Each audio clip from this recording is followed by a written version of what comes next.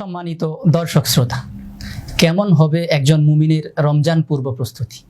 মুমিন শব্দটির ভেতরে নারী পুরুষ উভয়ই অন্তর্ভুক্ত এবং সত্যিকার অর্থে অনেক ক্ষেত্রে নারীদের রমজান পূর্ব প্রস্তুতিটা পুরুষের মতোই। তবে হ্যাঁ, সঙ্গত কারণে কিছু কিছু ক্ষেত্রে নারীদের পূর্ব প্রস্তুতিটা পুরুষের পূর্ব প্রস্তুতির চেয়ে একটু ব্যতিক্রম, কিছুটা আলাদা। আজকে আমরা কথা বলতে যাচ্ছি কেমন হবে একজন নারীর রমজান পূর্ব প্রস্তুতি এ বিষয়ে ইনশাআল্লাহ। সন্দেহ নেই, রমজানে নারীদের অন্যান্য মাসের তুলনায় কাজ একটু বেশি থাকে। ইফতার তৈরি করা, সাহারি প্রস্তুত করা, অন্যান্য সময়ের চেয়ে একটু ভালো খাবার দাবার ইত্যাদি রান্না করা। কিন্তু এ সকল কাজের ভেতর দিয়েও একজন নারী চমৎকার একটি রমজান পূর্ব প্রস্তুতি এবং প্রাণবন্ত একটি রমজান উপভোগ করতে পারেন। এর জন্য তাকে যে কাজটা করতে হবে সেটা হলো, প্রথমে তার সময় এবং কাজের একটা পরিকল্পনা, একটা রুটিন তাকে করে নিতে হবে।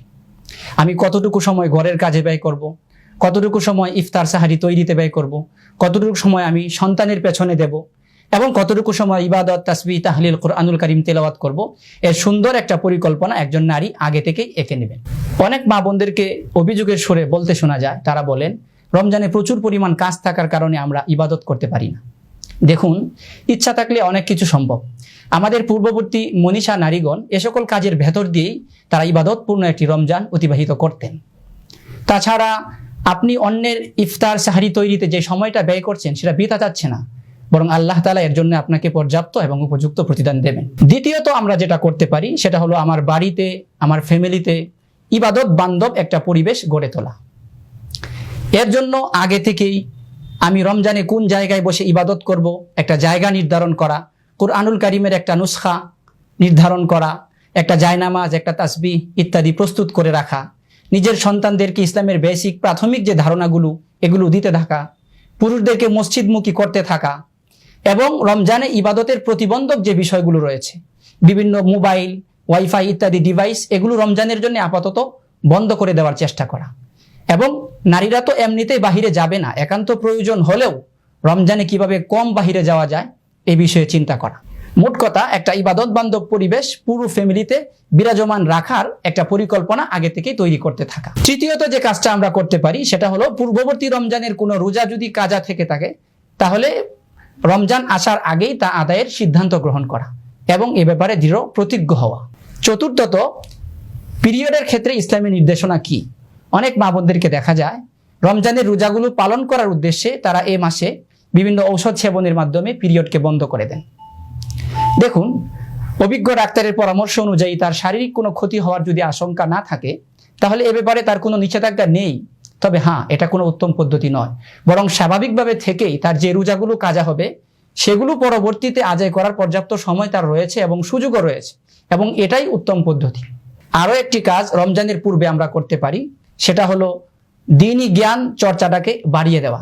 কুরআনুল কারীম বিশুদ্ধ তিলাওয়াত করা, তিলাওয়াতে সক্ষম হলে কুরআনুল কারীমের অর্থ বুঝতে থাকার চেষ্টা করা এবং বিশুদ্ধ কোনো হাদিসের কিতাব পাঠ করা। আরবি পড়তে না পারলে বাংলা বিশুদ্ধ যে তর্জমাগুলো রয়েছে, এক্ষেত্রে আমরা উস্তাজে মুহতারাম শ্রদ্ধেয় উস্তাজ মাওলানা আবুল বাশার মুহাম্মদ সাইফুল ইসলাম কর্তৃক রিয়াজুস সালেহিনের যে তর্জমা, বলা চলে এটা হযরতুল উস্তাদের অনন্য এক কারনামা যা মাকতাবাতুল আশরাফ থেকে প্রকাশিত হয়েছে, সেটা আমরা ঘরে তালিম করার ব্যাপারে রমজানে এবং রমজানের আগ থেকে এই তালিম যেন করা হয় এ ব্যাপারে আমরা আপনাদেরকে পরামর্শ দিয়ে থাকি।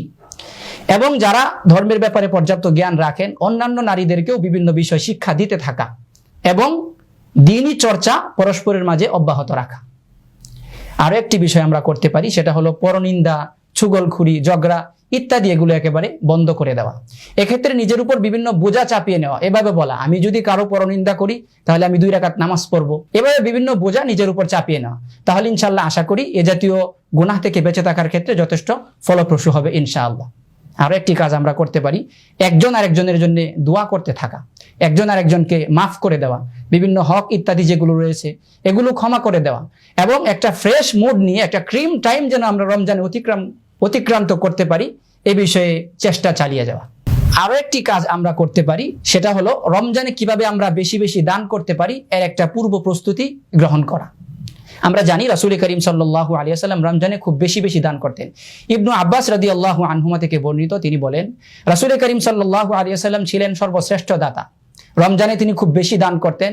জিবরিল আমিন যখন রাসূল করিম সাল্লাল্লাহু আলাইহি ওয়াসাল্লামের কাছে রমজানে আসা যাওয়া করতেন তখন রাসূল করিম সাল্লাল্লাহু আলাইহি ওয়াসাল্লাম কল্যাণবাহী বায়ুর চেয়েও বেশি দানশীল ছিলেন। এছাড়াও আমরা জানি আয়েশা সিদ্দিকা রাদিয়াল্লাহু আনহা থেকে বর্ণিত, তিনি বলেন, একবার রাসূল করিম সাল্লাল্লাহু আলাইহি ওয়াসাল্লাম একটি বকরি জবাই করলেন। এরপর আমি সেই গোশত মানুষের মাঝে সদাকা করতে লাগলাম। এক পর্যায়ে এসে রাসূল কিছু খাওয়ার জন্য আমাকে জিজ্ঞেস করলেন, আয়েশা, বকরির কোনো অংশ বাকি আছে কি? আমি বললাম, ইয়া রাসূলুল্লাহ, শুধু কাঁধের সামান্য অংশ বাকি আছে।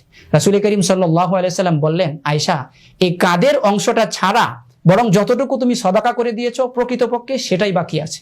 কাজেই দানের গুরুত্ব এবং সদাকার গুরুত্ব তো সবসময় রয়েছে, রমজানে এর গুরুত্বটা আরো বেশি। এজন্য আমরা এখন থেকে কিছু টাকা পয়সা সঞ্চয় করা, প্রতিদিন যেন আমরা অল্প অল্প দান করতে পারি, এর একটা পরিকল্পনা, একটা রুটিন করে নেওয়া। সবশেষে যে প্রস্তুতিটা আমরা গ্রহণ করতে পারি সেটা হলো বরকতময় এবং ইবাদত মুখর একটি রমজান যেন আমাদের সামনে আসে, আমরা যেন সেই পর্যন্ত হায়াত পাই, এর জন্য দোয়া করতে থাকা, এবং রমজানে আল্লাহ তাআলা যেন আমাদেরকে লাইলাতুল কদর নসিব করেন এর জন্য দোয়া করতে থাকা। পাশাপাশি আমরা রমজানের হক পুরোপুরি আদায় করতে পারবো কিনা এ ব্যাপারে আতঙ্কিত থেকে তওবা ইস্তিগফার করতে থাকা এবং ইনাবত ইলাল্লাহ তথা আল্লাহ অভিমুখী হওয়া। আল্লাহ তাআলা আমাদেরকে তৌফিক দান করুন, আমিন।